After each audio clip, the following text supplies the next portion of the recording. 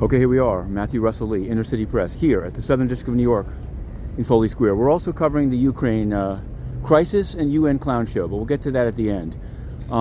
This morning, in the JhoLow case, the one Malaysia MDB bank scandal, there was a long conference about using Goldman Sachs' Tim Leissner's various wives' emails in the case as under the crime fraud exception.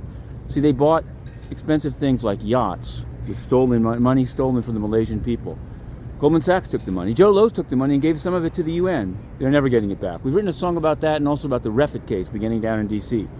Guy Reffitt of Texas, the FBI interviewed his kids or used his kids' testimony to keep him detained. Whatever you may think of it, the trial begins today, and I think people on all sides would want to hear it, but they'll be unable to. The call-in line, which existed through every stage of the proceeding, has been cut for the trial.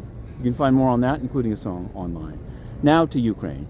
Over the weekend, more clown show at the United Nations. Okay, on Friday, they put to the vote a resolution they knew would fail, and it failed. But they still bragged about it. And then on Sunday, they bragged that they'd referred the matter to the General Assembly.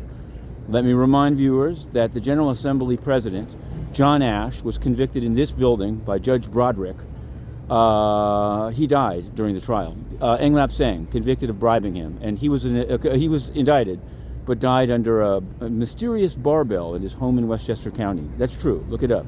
Englap Seng, convicted in the tall building behind me over here for bribing Sam Kutesa, the UN President of the General Assembly. So not only is the UN General Assembly corrupt, it has no teeth. The idea of celebrating, referring it there, is a pure illusion, as are the rapporteurs in Geneva saying that they're deeply concerned. Now, the SWIFT cutoff is something entirely different, and we've asked about these financial cases, Tafnet versus Ukraine, but do you know what?